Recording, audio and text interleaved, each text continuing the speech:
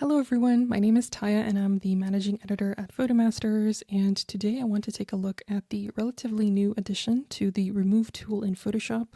With the help of AI, you can remove a variety of objects, you can also detect them within seconds, and I think this is a really good tool to use regardless of the genre that you specialize in. So let's take a look at a few examples and see just how advanced this tool is. Please enjoy.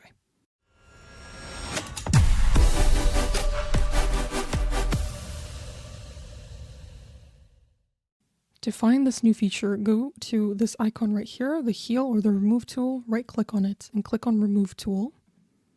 And then click on find distractions and you will have a few options to choose from. So at this point in time, Photoshop gives us three options. It can automatically detect general distractions, people, or wires and cables. So for this photograph, I want the background to be cleaner.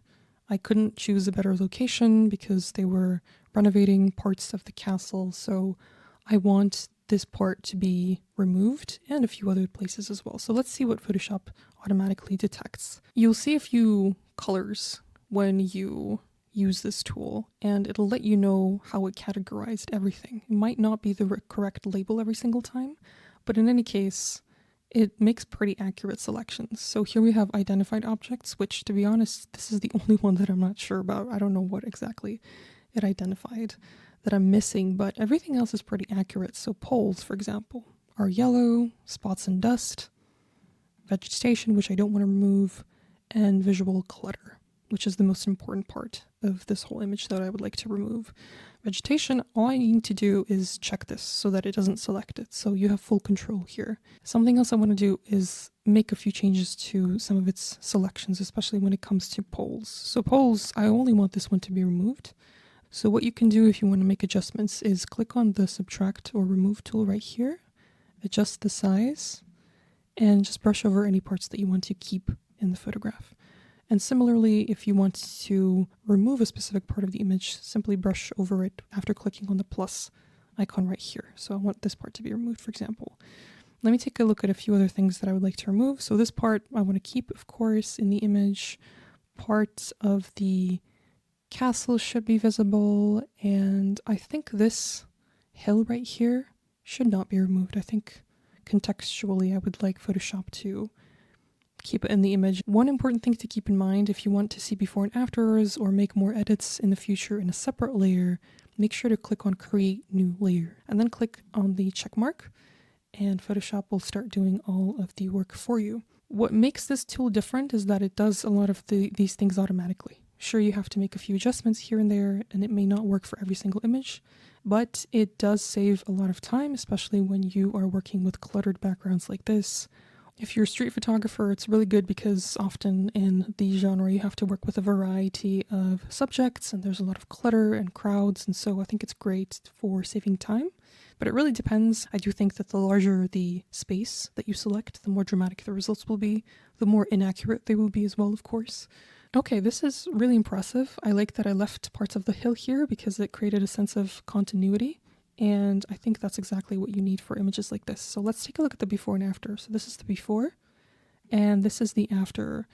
I'm not seeing any glitching here. I feel like it did a pretty good job, and of course it's not super accurate, but it does look very similar to the way that it did originally. So I like this. This is a really good tool for images like this where there's a very cluttered background. Let's take a look at another example. So again, this is a photograph in which there is a significant amount of clutter, even though it's blurred in the background. Even though I could manually remove all of this, it would take some time. So let's go to the remove tool again. Let's click on find distractions.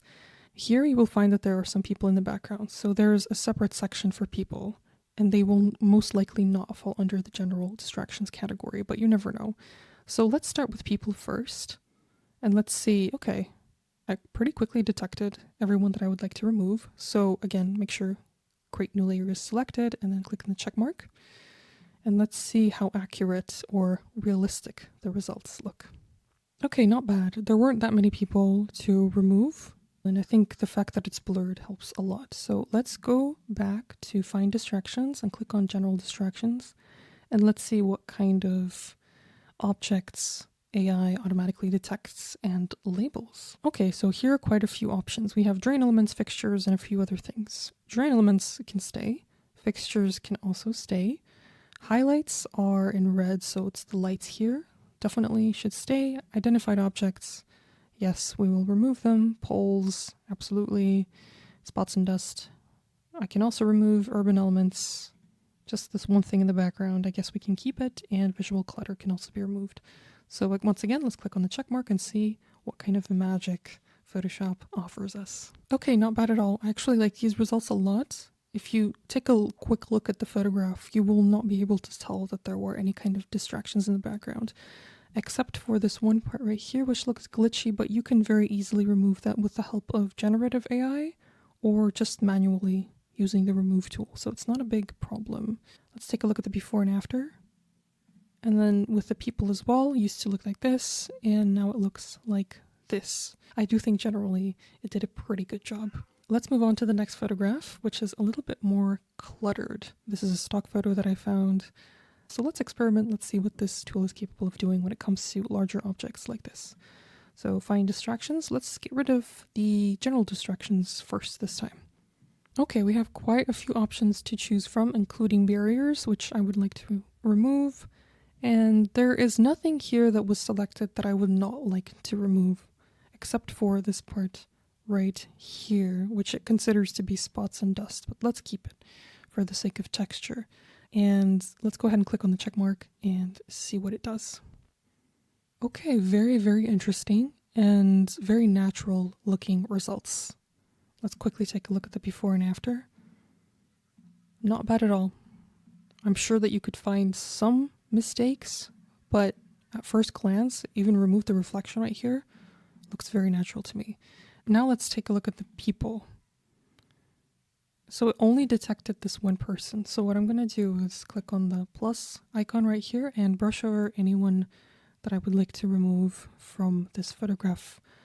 Let's make the selections imperfect and see if Photoshop understands the context. I just want to experiment a little bit here because there's this one part right here that I'm not selecting, and I want to see what Photoshop does with that. Okay, not bad at all. If we make finer edits, so if I change the size of the brush and edit this part out first, and then this part around the tire, then it looks a little bit better. And I'm going to go and brush over this person right here. And it did a pretty good job, I would say. I just need to remove this shadow right here as well. And there was a shadow here I wanted to remove too. Overall, this image looks cleaner. Now, I just want to emphasize that by no means am I saying that this is the only way to use this tool. I'm sure that there are more efficient ways of using it, but this is personally how I would use it. Maybe not so extremely, but I just wanted to share a few examples in this video to make things more understandable. I just want to quickly open Lightroom here and show you that these features have been available in Lightroom for quite some time. I'm not sure how long, but if you prefer using Lightroom, then the features are there. So if you click on the remove tool right here in the develop module, then you will see that there are a few automatic detections right here. So you can automatically detect reflections, people. So if we click on that, it'll take it a few seconds to detect a few people, or you can manually remove objects from your images like this just by brushing over them. Very similar to what you would do in Photoshop now. I very roughly selected this and it didn't do a good job.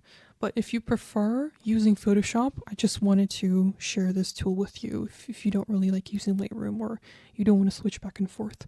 So Photoshop has similar features and it seems to be offering more detection options at this moment in time. So that's it for this video. I'm very curious to know if you're excited about these new features or if you think that they're not that advanced. Let me know in the comments. Thank you for watching this video and I'll see you soon. Bye bye.